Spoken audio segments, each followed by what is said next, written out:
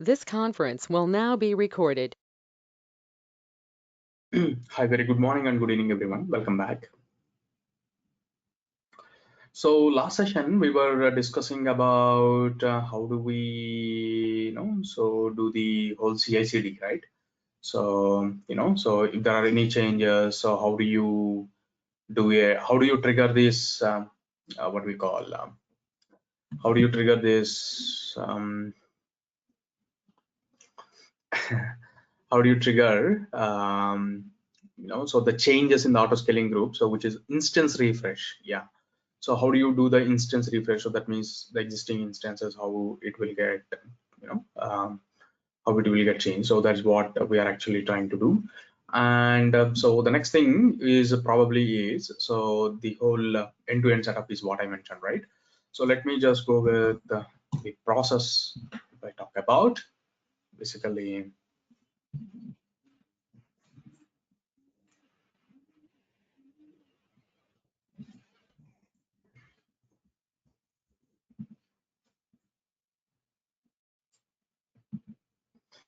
mm,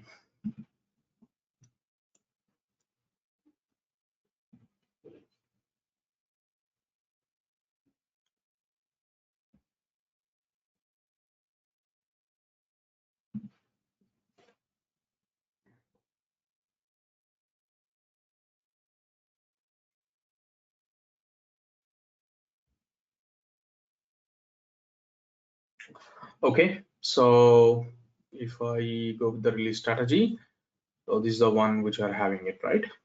Yeah.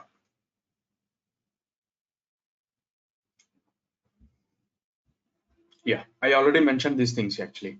So when developer commit the code, okay, so the CI code will run, so and ensure that everything is working fine, but might not generate artifact. But let's say if he actually creates a tag, so say that so the process is, if he creates a tag, okay, so the pipeline will run and it makes the artifact with the same version whatever you have in the tagging, okay. So then your infrastructure depends upon if it is mutable. Basically, you'll find out the list of servers running for that particular application. You run Ansible script against those particular servers. So that's a mutable structure. If it comes to immutable, so the advantages of the immutable we already discussed about that. And you create an AMI for that particular one and upgrade the infra with the new AMI. So how do you do that? Auto scaling group of instance refresh. So this is what we have done. And after this is done, so we need to run some automated tests and you need to publish a report stating that, whether it is good or bad. Okay. And if it is good, so then probably you need to say that, you need to promote to the other environment. And so someone approves this one and it's going to deploy it to the production. So basically promote to the environment can be done by something called as CAB. So change advisory board, or so, in different companies, it will be having a different terminology. So yeah, you can, yeah, it depends upon different companies, different terminology, but very quite common one, okay, is cap calls.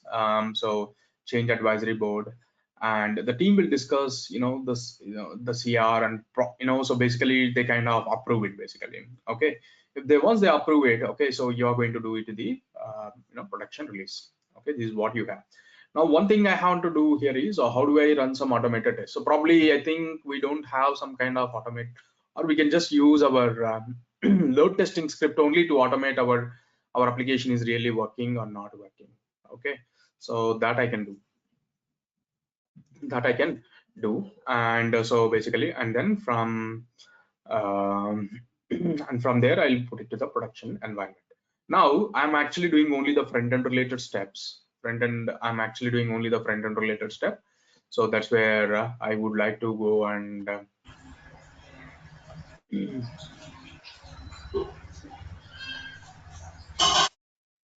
so yeah, I'm actually running only front end. So that's where we'll take front end for dev environment, front end for prod environment. We'll just go with that way.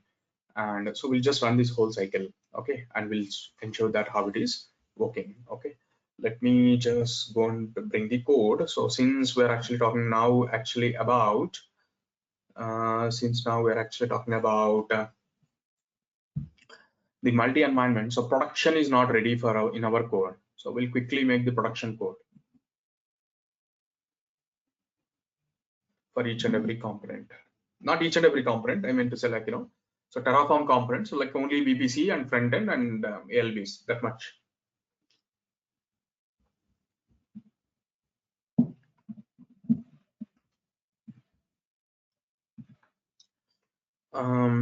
The VPC and in the NV, so dev.tfs, prod.tfs in production. So probably I will say it is 10.0 by 24, and these are all still same.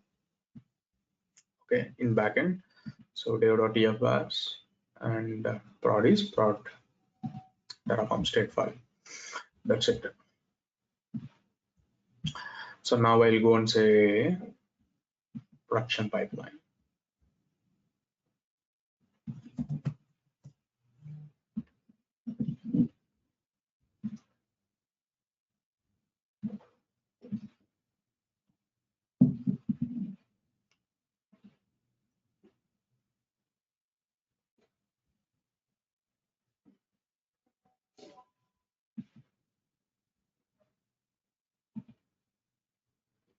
So I will just clone this.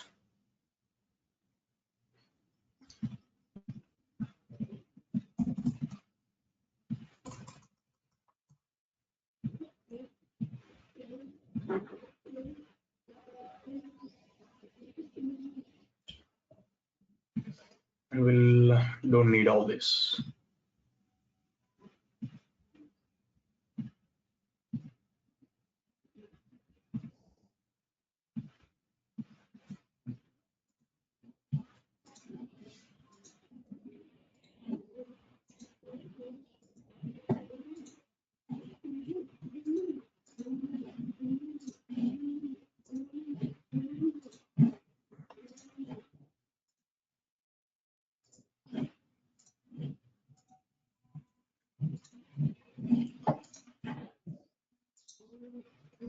Okay, so VPC is done.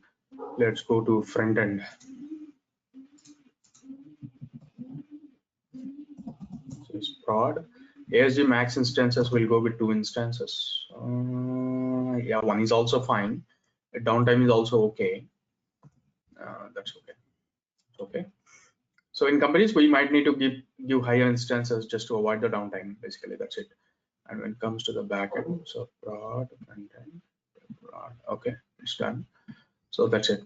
And when it comes to the see how you're actually replicating the next environment, a lot of effort actually happened in the setting up the first environment. So the next environment is quite simple. You just put the variables and all gonna come up as expected. Okay, so here dev and ALB prod, and here it is quite simple. It's almost prod and so this prod, and you will say this has prod. Okay, that's it. You don't extra do any kind of effort here. Okay. And in the front end also the environment, some variable should be there. Yeah, so there's also going to be some prod.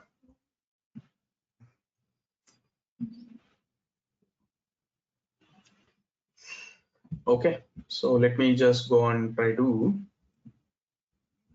create the relays.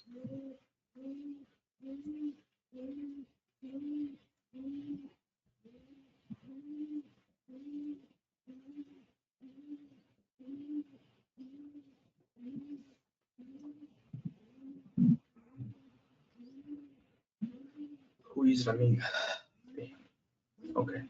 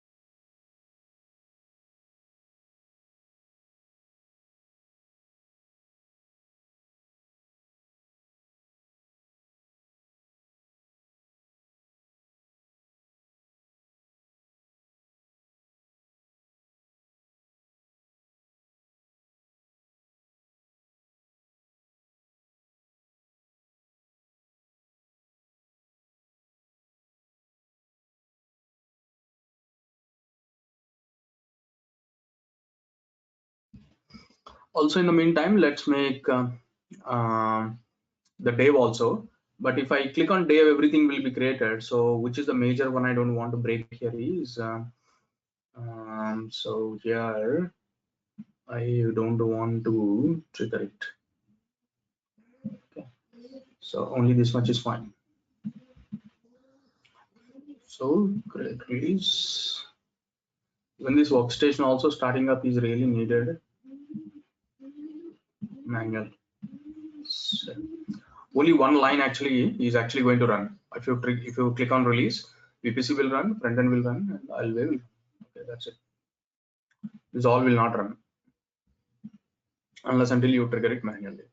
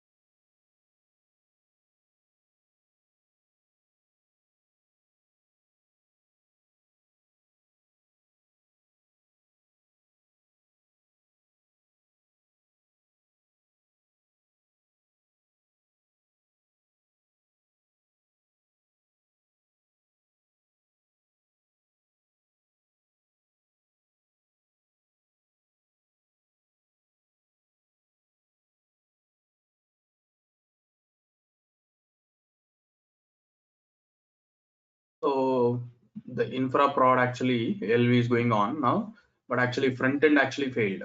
What is the failure for the front end? And also, my bad. Actually, on the production side, we need to modify, right?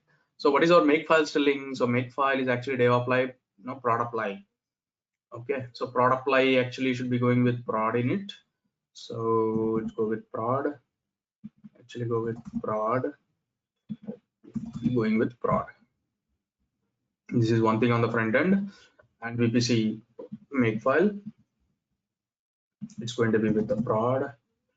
It's going to be with the prod. It's going to be with the prod. All right, and the same thing with the LV's part makefile, and go with the prod. Go with the prod. Okay, so these are the changes you need to make it. That's the first thing. And the second thing here is I need to update my pipelines. So edit, and you go and say Terraform apply. So which is prod.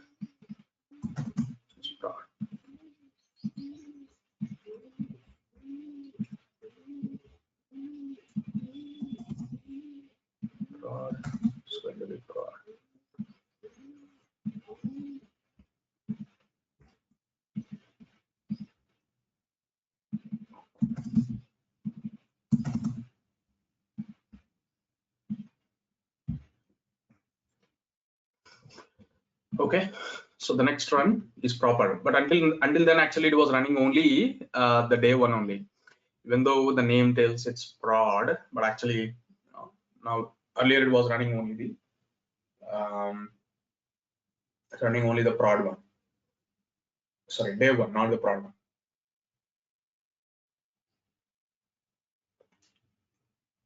So day one, no need to run separately. It's already getting created.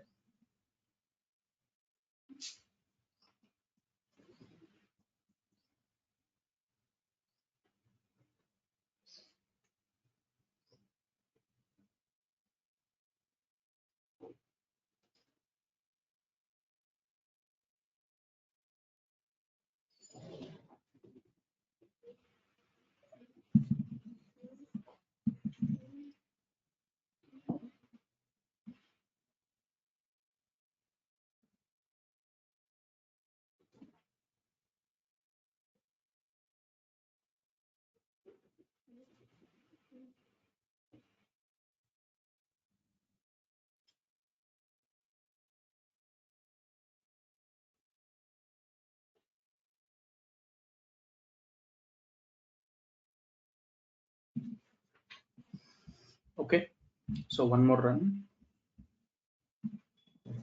And also in the meantime, so let me show you my release release strategies basically from my existing project at least.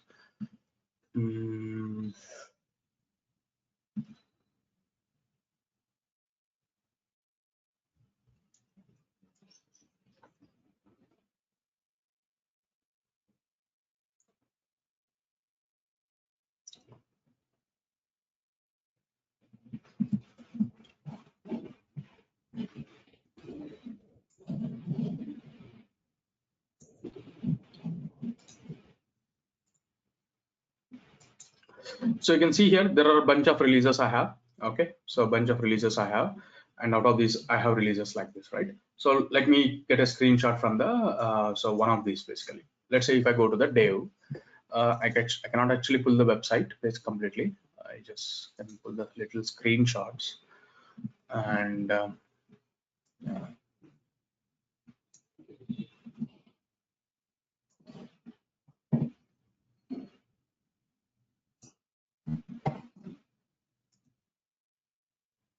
so if you see the first one actually was a calendar service. Okay, so and basically, yeah, we're actually downloading the artifacts. It's actually a Kubernetes service. That's where the deployment is happening on the Helm deploy. So that's also okay. And so now after after waiting for 5 seconds, so what we're actually trying to do is run API tests. So after the deployment is done, so we're actually going to run some scripts and says that, hey, this deployment is well and good. Okay, it's working. All right. So how do I do that is so like this basically. Okay, so you run some automated tests after basically after you run it. Okay, so that's the idea basically. Okay, that's how any of the applications usually that's how any of the applications usually work in today's world. Okay, you take anything, it's gonna be the same. It's gonna be the same manner. You take most of the projects. So let's CI/CD. If you say after deployment, so who is going to validate? Manually validate might be not the scenario, right? So we're looking more of the scope of automation. So that's where you need some, like in our case, actually we can use that load test script also as a load test script also to run against the environment and say that it's working fine. Okay, probably, right? So or else so you can have another automation, like so we can have some Selenium code. Okay, so because our load automation script is based on Python. Okay, so you can have some Selenium code, whatever it is basically. Okay, so some kind of automation we need it and ensure that it is working fine. All right, so that's what I'm going to do. In our case, I'll just do a simple curl command and I'll do that. I mean basically the whole CI/CD pipeline. So I will just use some small curl command and do that. Okay, now actually when it comes to the promotion, okay, so and another bit actually I'm having so promote to next environment, promoted to next environment after the approval. What are the technical things involved and how the actually the accounts will be there in the how the accounts will be there in the, or how your Amazon setups will be there in the real-time environments. Okay, so there is something called as AWS landing zone. Okay, when actually company want to set up any kind of AWS account, it's not one single account actually. So there will be a bunch of accounts will be created. There are a bunch of accounts will be created, and those bunch of accounts is basically called as Amazon landing zone, which is Amazon's best practice, they will say. Okay, so why do you need it and all will be discussed, but basically, so this is the idea basically, right? So here you're going to have one major account and followed with some sub accounts. Okay, and each sub account is doing something. So some shared services account. Okay, so from for putting all your logs, you're going to put one account. For security related things, you handle with one account. Okay, so while you segregate these, basically you're going to gain the advantage of gain the advantage of isolating the things. So once you have the isolated things, only security people will be limited to here. Okay, so whoever need logs, they'll end up here. Okay, some shared services like so SSO services and all, whoever is managing them, they'll land up here. Okay, in order to give everyone some access. Okay, so that's the major idea. Okay, and so that's how actually Amazon landing zone will be there, and these are the landing zone setup, and additional to that, you're going to have some spoke accounts, the actual accounts.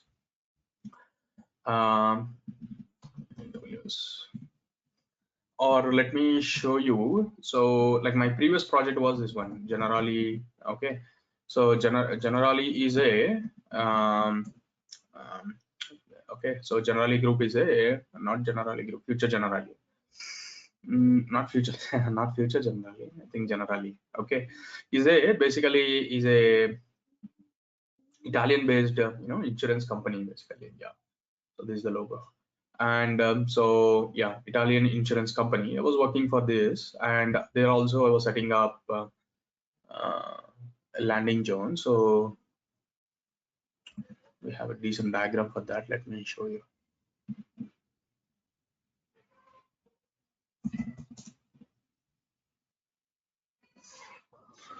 Hmm.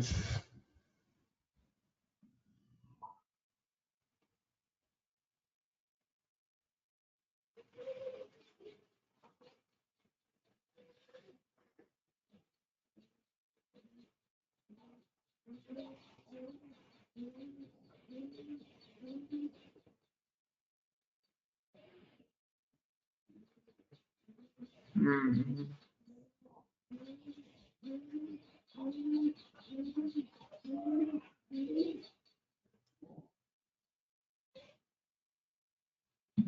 Hmm.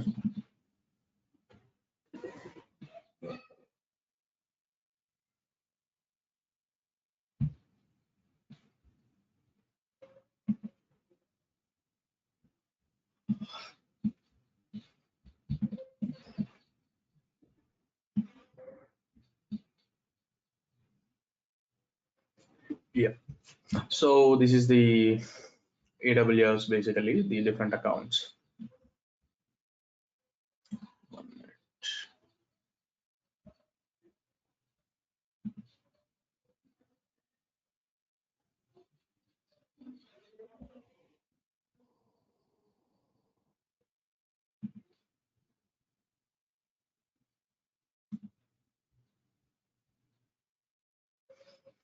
Yeah, so here so this is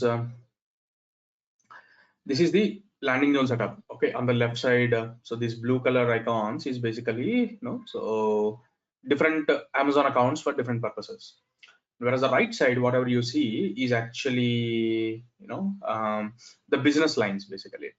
So the business needs in the legal entity, so it's actually the business line, and it's actually application wise, and you have service wise, and actually you have one product account and non-product account. So actual, the blue color is account, and whereas so the green, the orange one is organizational unit, and basically the master account is root one. Okay, so this is how so the product account and non-product account. Okay, so what is the network details, and it's been this one. So this is the landing zone basically. You just need to understand when you go for a company, so you will see multiple accounts, and the setup, you the technical words, you should call them as the landing zone. Okay, Amazon, at least in the Amazon world, going to call it as landing zone.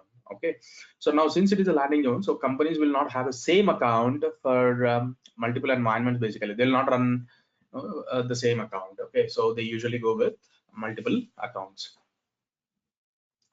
Now while we are going with multiple accounts,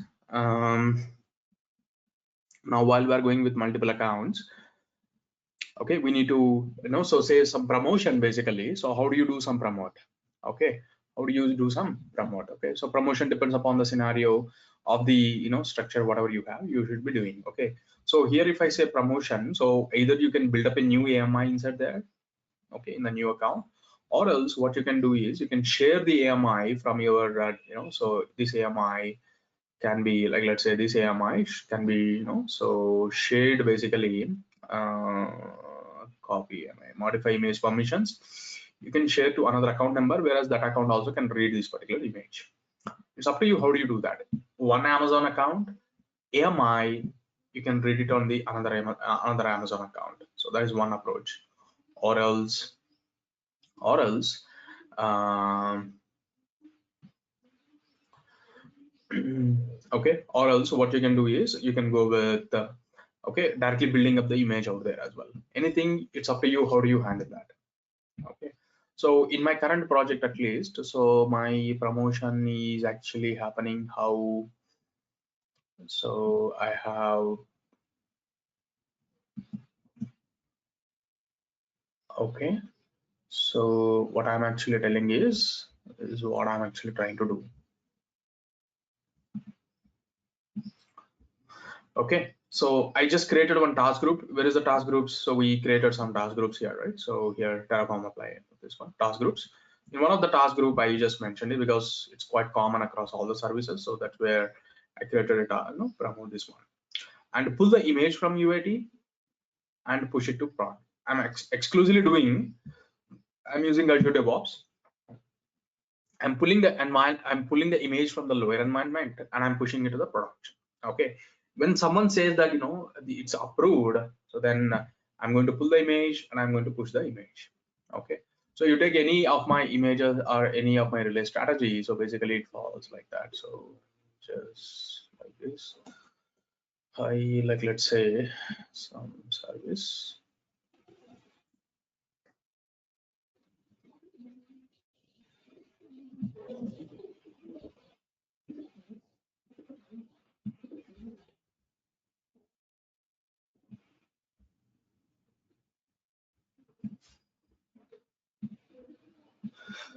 Yeah, so you see this actually, so it's getting to dev deploy, it's actually getting to QA deploy. Once after it is done, so this prod promotion, the name actually is prod promotion. You're not able to see completely, but that's a prod promotion. If it is actually prod promoted, then the prod actually is really released to do. Okay, so these are some new environments which is coming up. So that's where those are individual, you can just ignore them, my current scenario. But yeah, so this is okay, so this is the whole cycle, life cycle, right? So that is how, like, so you can say basically. Okay, now your release strategy, if someone asks you in the organization, if someone asks you in the interviews, basically your strategy is going to be this. So you're going to run in the lower environments. If lower environment it is fine, so then you're going to promote to the production environment. Okay, so the promotion is, if you say that you are using servers, okay, then you share the AMI to the other account. Okay, whereas the other account uses that image and deploys it. So why are you sharing the other image to the other account, image to the other other account? Probably if you build it again. So one thing the problem is you have to kind of take a lot of time. Okay, image building takes time. And the second thing is some cost also. Unnecessarily we have to bear the cost just for having an image. So whereas the image is already set up here, the same image should work here because everything is parameterized kind of thing. Okay, so you can say that, and it just runs here. That's it. Okay, so that is how we are actually kind of say that so this is a so promote promotion happening, or so deploying into the production. So let me tell you in a very, again, come from the text cycle. Okay, so every a lot of commits does by the developer. Okay, And the developer, you can say that, so it's a TDB. Okay, developer follows TDB. Okay, TDB means trunk based development. So if you say this, actually a lot of issues will be resolved actually here. A lot of questions will be avoided here. So what are the lot of questions? So there are a lot of people. So they try to kind of ask you, what is the branching strategy? What is the release strategy? Which what is the branch release strategy? I'll try to ask you, which is fundamentally not your job. Fundamentally talking, it's not your job at all. Okay, it's a dev's job. Okay, now we can also say that, adding to that particular one, so your company follows trunk based development. Okay, so trunk based development. Okay, so trunk based development means what? So actually your code is going to be in a single branch. You'll not have all the unnecessary branches. Okay, what is the advantage of that? A lot of time. Okay, so a lot of time with respect to merging and collaboration will be avoided. So if I want to do a merging, so the conflicts will come, and to avoid the conflicts, you have to pull all the people who is actually, who committed the code. You need some discussion. Unnecessary things will be there. Okay, so to avoid that, okay, so so the trunk-based development is most of the companies uses. At least my company is, against the branching strategy. So they especially go with uh,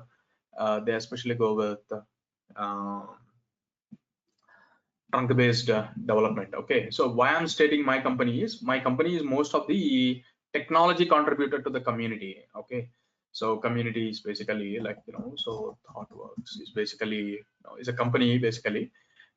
They do the technology contribution, and also, yeah, so something like, so yeah, it's a technology contributor. So basically says that, so if you are, so tells to the community, a lot of contributions happens to the community, says that, so these are the best practices, and our experiences will be shared, and we adopt the, so kind of, people's other thing, other best practices also into ours.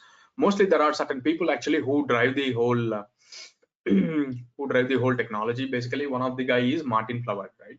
Martin Fowler. Martin Fowler. So Martin Fowler is kind of, he's a guy, basically he's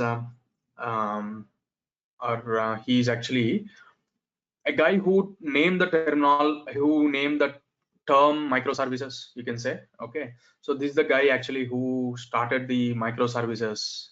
Today everyone, whoever is using microservices, so this guy is the guy who actually started the word of microservices and went into the market and said that, so microservices is really is the future kind of thing. It's been decade. Okay, it's not now.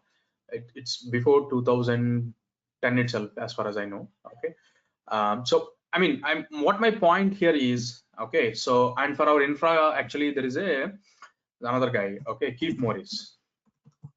Keith Morris is again, so he is also another guy actually from the infra perspective. So that guy is actually from the devs perspective. So this guy is actually a infra guy basically. Okay, infrastructure related guy. So mostly it tells us suggestions, so you should do that. If you do this, so what is the problem? And if you do that, what is the problem? So kind of thing. We also have some couple of books. Mostly we'll try to follow these particular standards basically from our organization. We do that. Okay, now coming back to the point. Okay, so we strictly follow trunk based development. So at least the devs will hugely argue on this. So with the clients, basically if client asks, no, you need to go with the release strategy, so they will clearly say that, what is the problems with the going with the releases. Our work will be deprecated.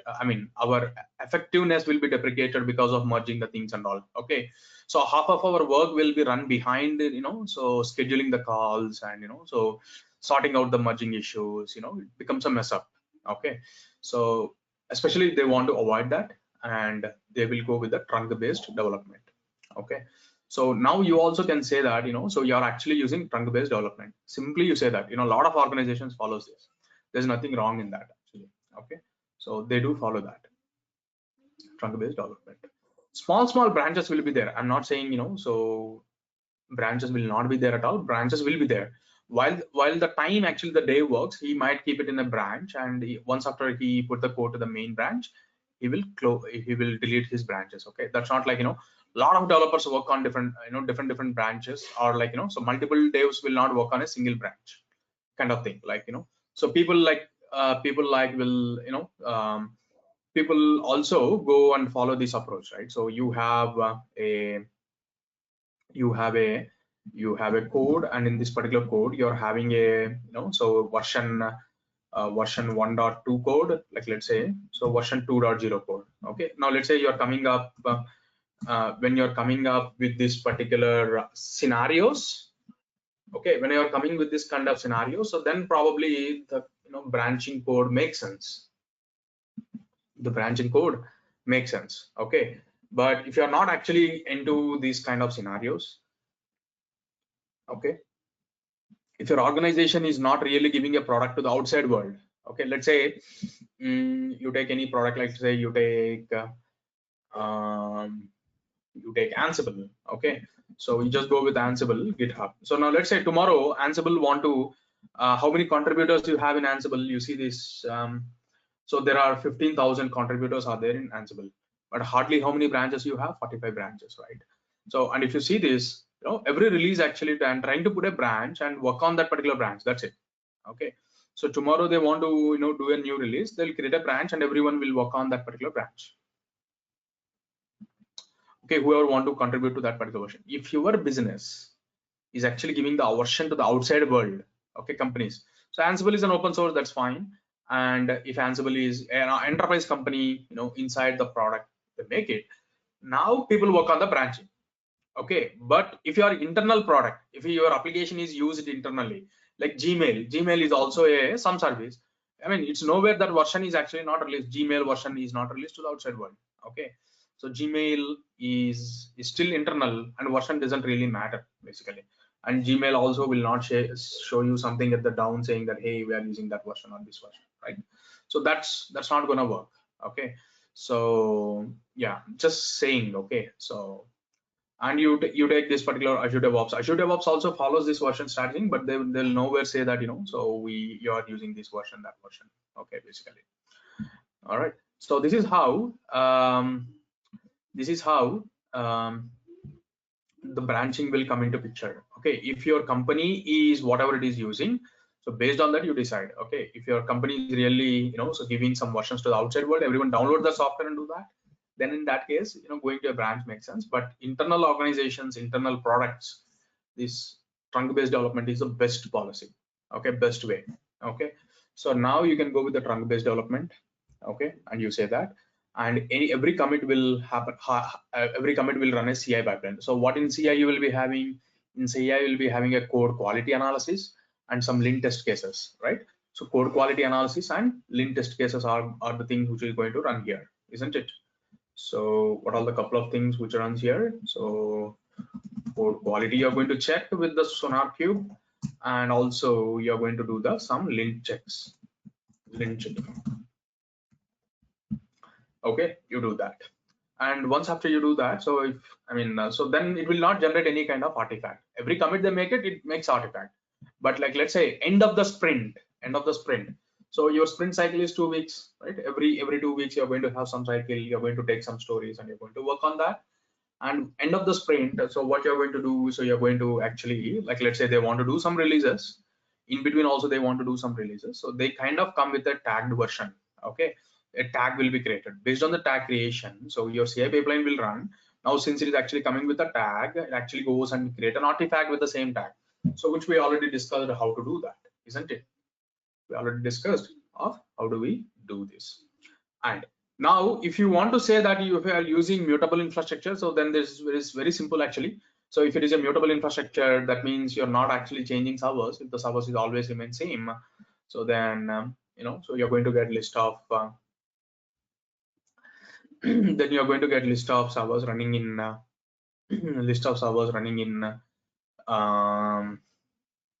AWS for that particular component, and pull those list of servers and you apply Ansible and you push them.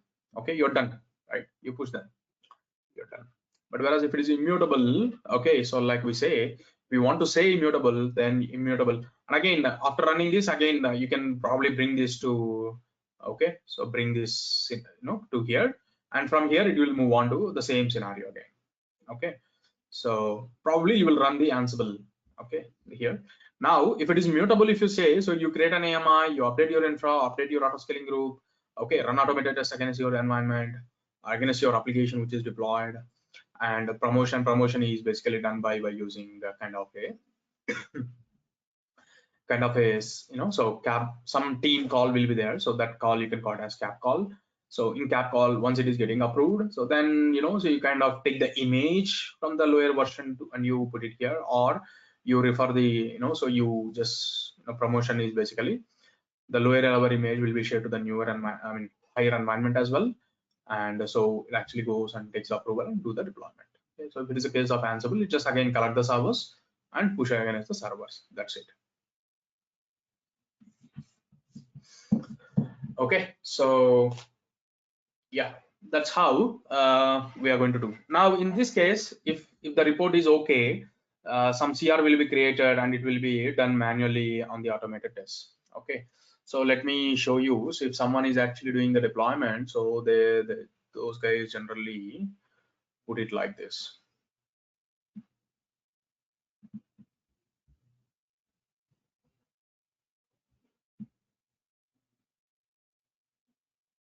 Okay, let me bring the chart basically, service deployment. So they'll be creating some stories basically. I think the names are also coming. Let me bring some thing here. Okay.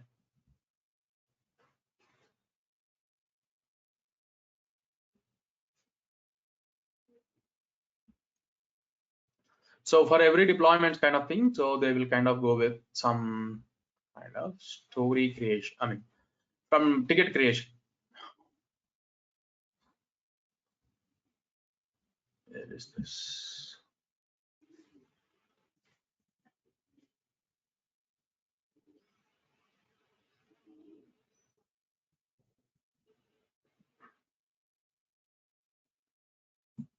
Yeah.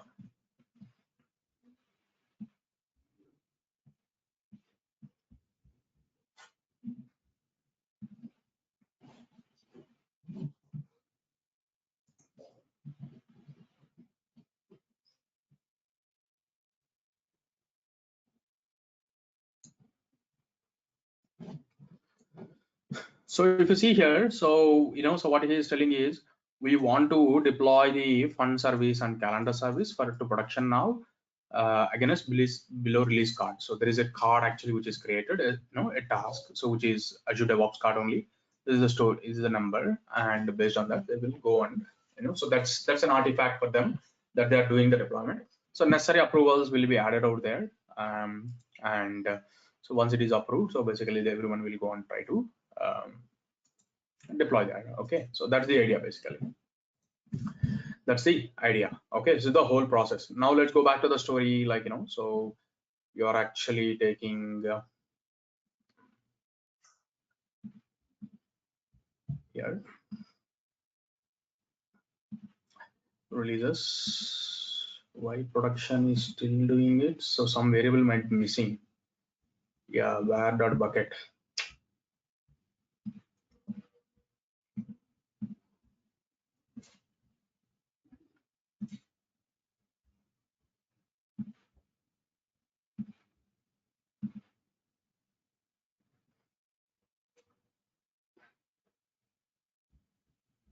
Okay, you require this also.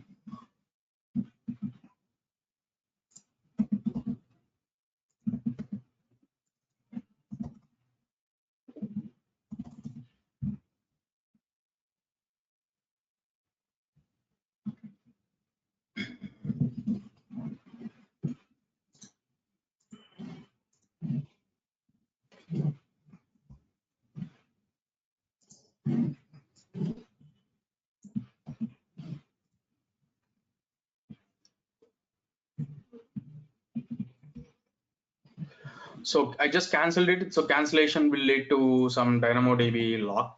So let's go to the lock as well.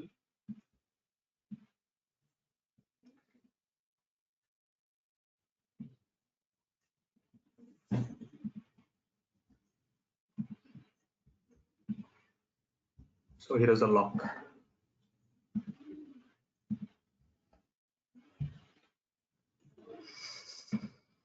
Okay, let's go and redeploy it once again.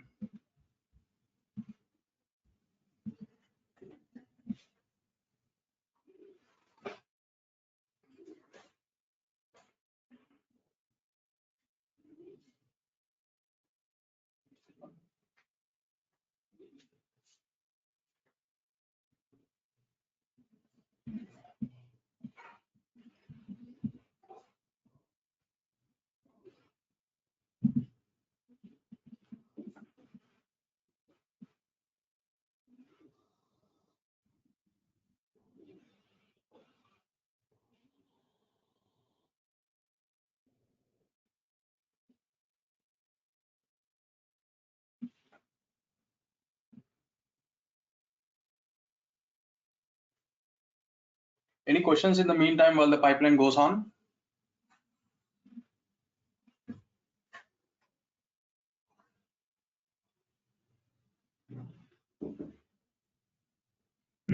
Raghu, you mentioned in one of your case scenarios where you move the image to image to production.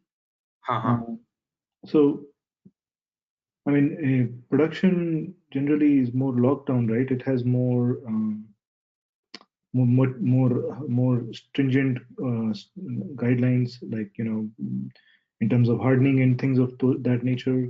Can we share the image from one? Yeah. You're right actually. So we're just avoiding, actually our scenario which I showed is actually a Docker container related environment. Basically, it's not server images. Basically, it's Docker images. Okay. So that, and those hardening will be happening on the CA level itself. On the CA level itself, if it's having any kind of vulnerabilities in the CA only, it will reject actually. So the devs has to fix that also. Okay, so that's the idea, and that's the reason you're not seeing it. Okay. So yeah, otherwise, yeah, you have to do the hardening and all those things. And even instead of hardening, so what we generally do here is, so we kind of make some golden images first of all. Okay. Usually what we do is some golden image will be, you know, all the, you know, so basically like all the you know, so vulnerabilities will be fixed and creates one image, one base image that we can call it as a golden image. Generally gold image we call it as. So taking that gold image, and so every, you know, every component will be deployed into the gold image. So now in your case, what in our case basically, so what is the gold image? The image which I am giving, right? So my image, that DevOps practice is a golden image you are using. So which, you know, assume that it's been provided by security team, or it's been done periodically by your team, whoever does it. Okay, so that base image is not having any kind of issues. Now actually you deploy your application, you kind of bringing some vulnerabilities, you will be checking those also as a part of that. But yeah, as I'm mentioning, not as I'm mentioning, basically I usually mention this particular point at the end of the sessions. So stating, so security is one of the thing which my course is lagging, right? So so which probably you need to, you know, learn outside of the course basically. Yeah, and your point is right. So you have to ensure that if there are no issues, then only the code will get released. So but whereas with respect to the code, you're dealing with that already, like SonarQube. Okay, and you're actually dealing with the code related things. But yeah, once the code is actually trying to deploy on the server, so while doing the deployment, you install some packages, those might bring some vulnerability, so those are also should be fixed ideally. Yeah, or you'll be having some master image or the golden image which is already prefixed. Like let's say you're taking a Node.js golden image will always already be there, so fixing all the, you know, all the issues, and you simply deploy your application, no need of much installations basically. So that's how we can handle it. Yeah. Okay.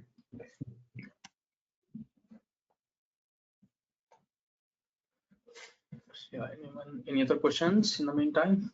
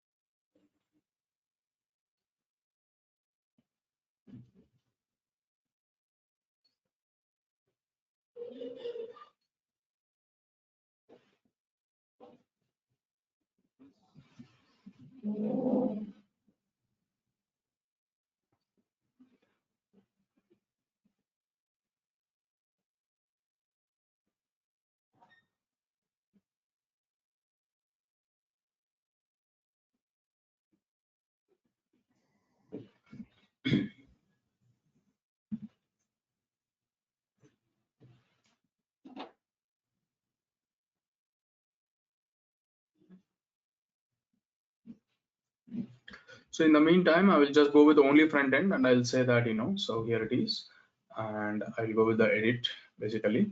Now AMI creation will be done, and so the day will be done here, and in between, so now I'm going to say that prod promotion. Okay, so I will say here promote to prod promotion. Okay, so save, and inside that, if you go there, I will not do much things here, so I will just say that, blah blah blah, I'm doing this. Okay, I'm doing that, that's it. Okay, I'll just put some echo statements. I'll not do any kind of technical things here, at least for now. So you can say that echo, so so pulling the image basically from dev environment, and okay, push to prod. Or before to that, so probably what you need to say here is you can say that echo, so running so probably some kind of Selenium scripts, okay, or some automation scripts. Okay, I will do that here. And okay, so if report is if scripts are fine, then promote. Okay, then promote. So you're going to do the promotion and you kind of do this. Okay, so yeah, whatever it is, so just click on save. I'm not really doing something here. Okay, also I'm using a single account, I'm not really using a multi accounts as well. Okay, if it is a multi account, so you need to do that something. And then the next thing is again you go for and you say, are you just delete this, just clone this, you go to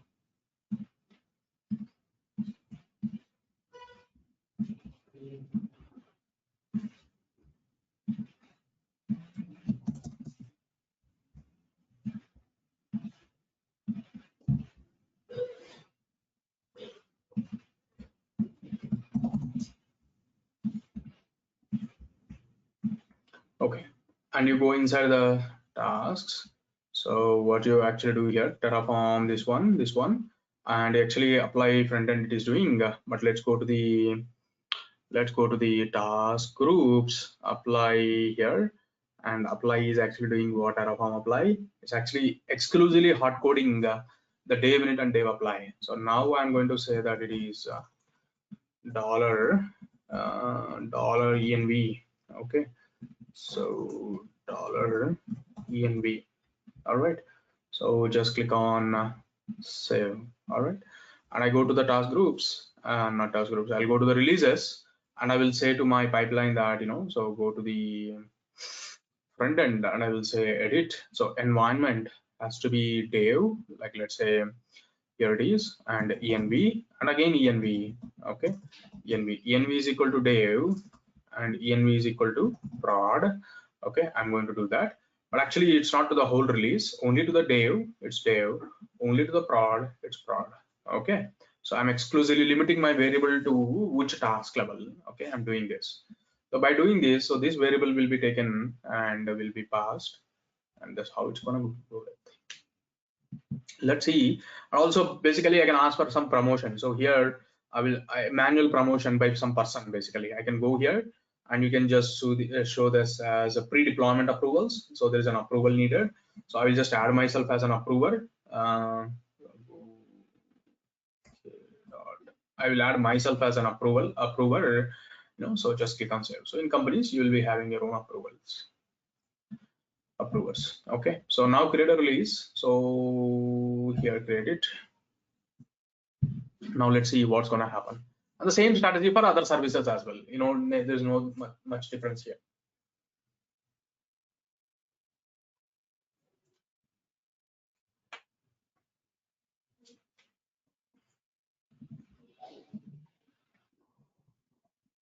So the AMI will not build. Why? Because it's not really a tag. It will just ignore and proceed.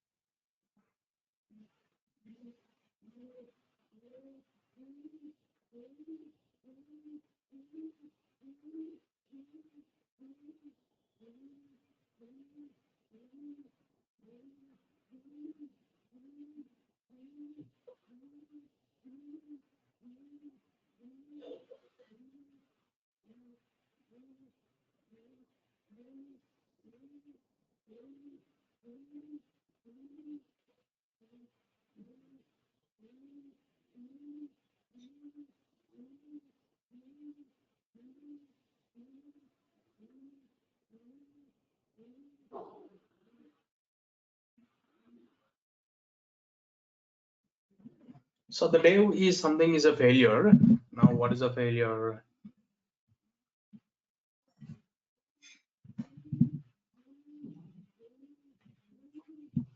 Initialization required. You must choose a region by using AWS configure. Why I'm getting this?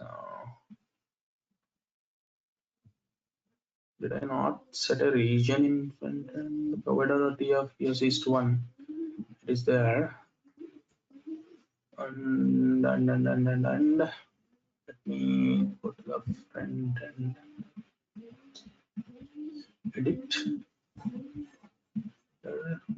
Targets. Apply.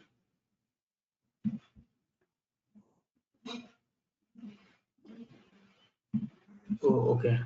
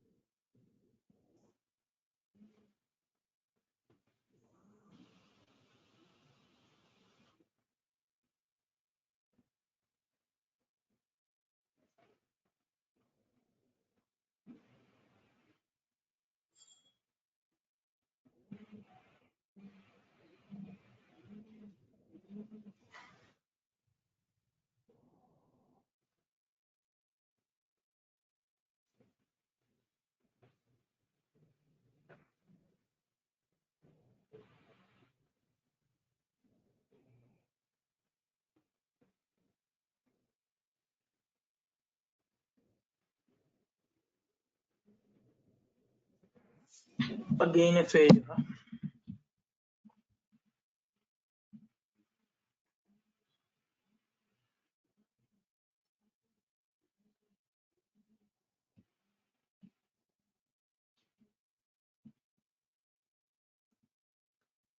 So auto scaling group name not found. Okay.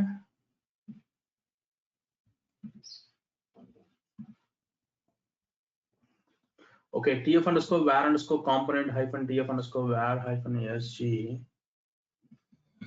Why it is not found?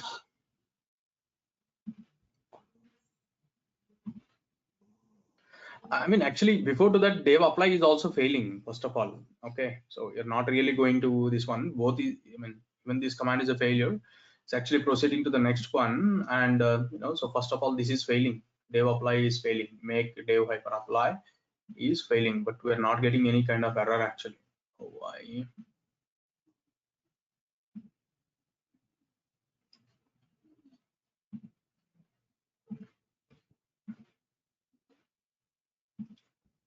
Tasks.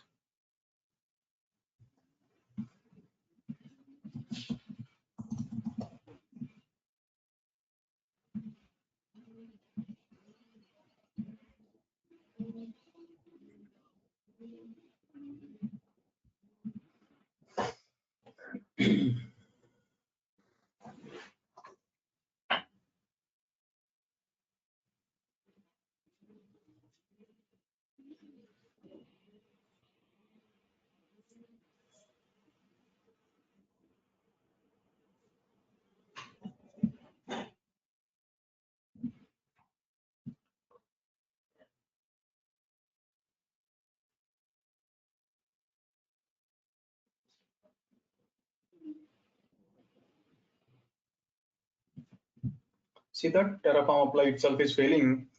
Initialization required before you what it is telling backend interfaces to just remote state file.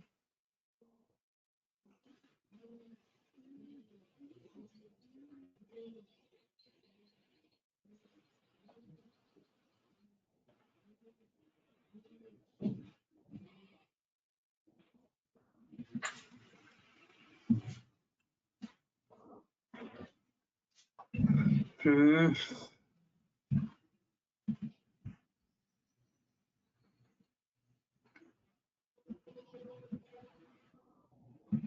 Make file dev hyphen init. So let's run the straightforward command and see. And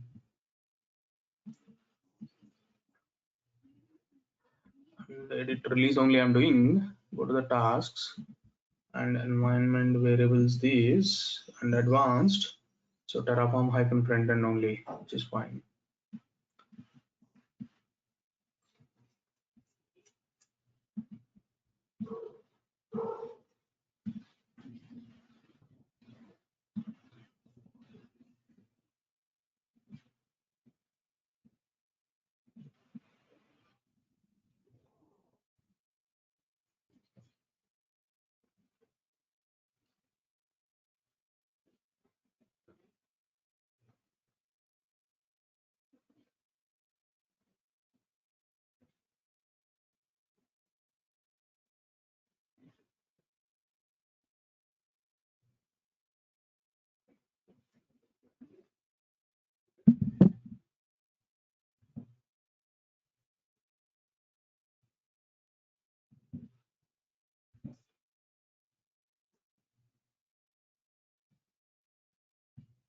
Now you're getting the whole output, but basically from make file, it's not showing this much output.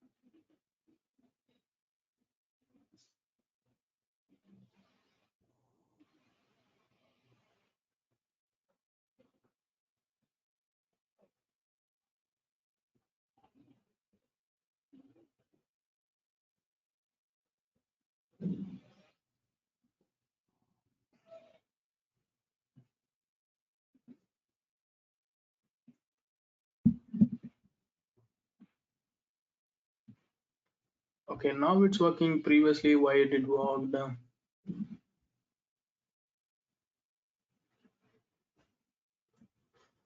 Okay.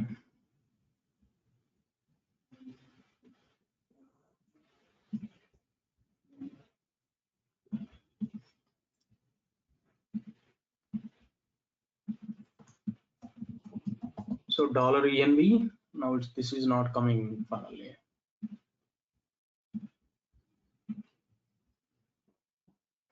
Might be the variable is not coming. That is a problem. Let's see.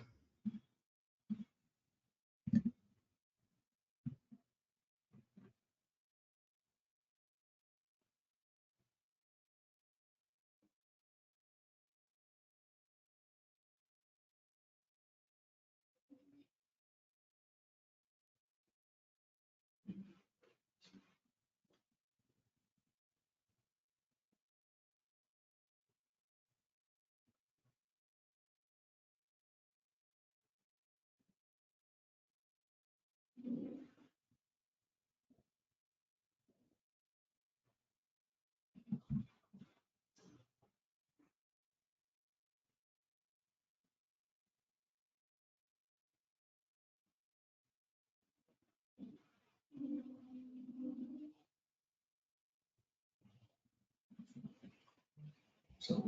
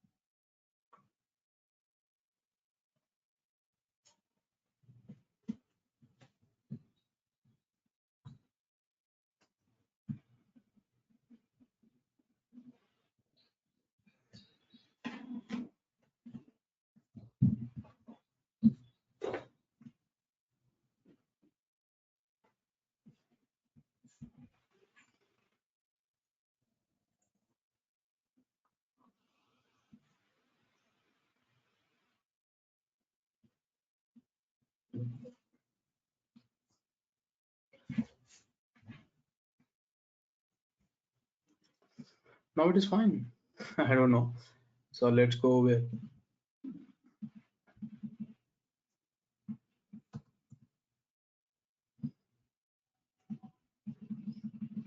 this is also nice. For a second, Azure DevOps is also down.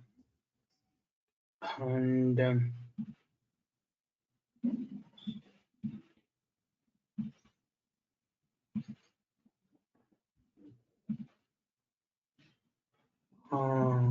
here is the mistake. So basically, make space that Dave is not there.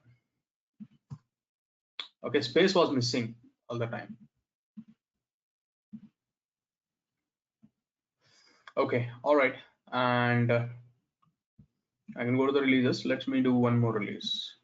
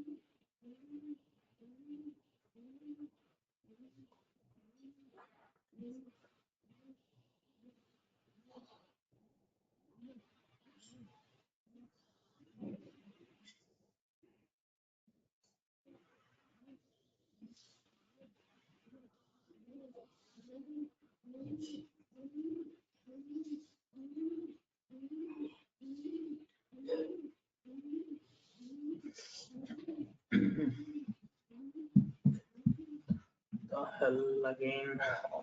Okay, now at least it ran and it failing somewhere else is okay. So an error occurred. So instance like so auto scaling group name not found. I think those variables need to be sorted out. How those variables are not coming. TF underscore var underscore component is coming.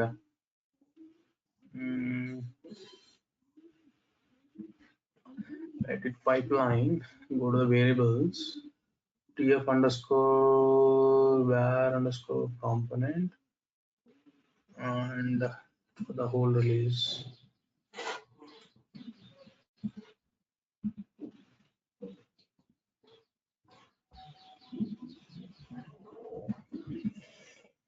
Let's see.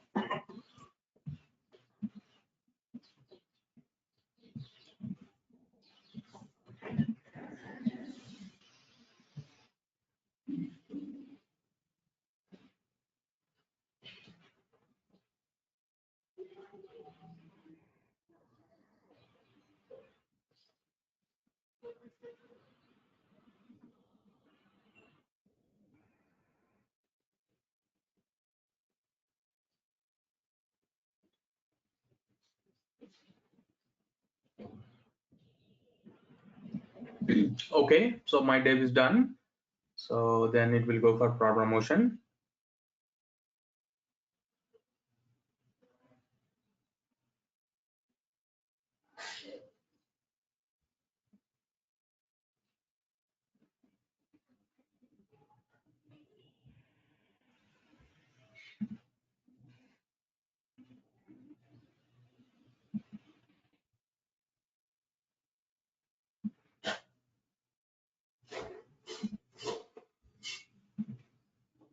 So previously one promotion was there, so it was pending. So now the pod promotion came, so I just say that it is approving. So since that is approved, so that will run and that will go to the prod deployment. Okay, so this is how, like, who is approver? The proper person who actually is supposed to be say that yes, I'm good to do that. So so probably some manager or business side, so some person basically. So decide that yes, this is all good, so we can move on, and so they will just approve it, and based on that it will approve. Okay, it will move on. That's nothing more than that. Okay, it's quite simple. Okay, so this is how the whole this is how the whole release strategy is actually working. Okay, and yeah, I think that's all basically. So you have seen the whole picture basically, right? So what all the tools you have used, and end of the day, this is the goal basically to achieve this. All the tools, what all the things you have seen, you have seen that. Okay, and yeah, so that comes to the end of the topics of DevOps on the server side. So the next thing which we have is on the container side. Okay, if you have some containers, so how do you deal with them, and so how do you deal with the containers basically? How do you ship these particular things with the container? Now you just try to observe like whole time, you know, how much time it might be taking. Like AMI time actually we're not considering. Assume that the AMI time is also being considered. Like assume how much time it takes to how much time it takes to do the deployment. Okay, so you say probably 15-20 minutes, right? So the whole environment. And when you go with the containers, like how much time it actually coming to. Okay, that also you will observe. And this is very simple component. We're not really integrating with any other third-party components of the business, basically. Okay, so without integration, so this the simple APIs itself is the time we're talking about. So when you go to the business, there's a lot of backend components we need to integrate, and I mean, integrate in the sense like code integration, and so it takes time basically. So the whole idea is to say for you to understand, it takes time, and kind of a kind of containers is solving that particular problem. And this is a failure. And what was the reason for the failure? I think instance refresh is already in progress. Okay, that's okay. So you can just enhance this particular one based on the business reasons, but you understand the whole glimpse of what actually should be done. And yeah, so this is how the end-to-end releases will happen. Okay, so from tomorrow we're going to talk about the containers, and using containers, how do you using containers, how do you do the CI/CD basically. So that part will wait. And that's all from myself for today. Any questions?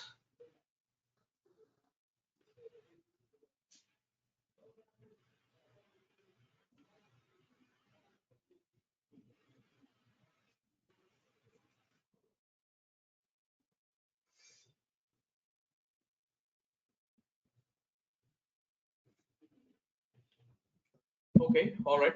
So tomorrow we'll start with containers and we'll move on from there. Okay. Thank you. See you tomorrow. Bye. Good day. Good night.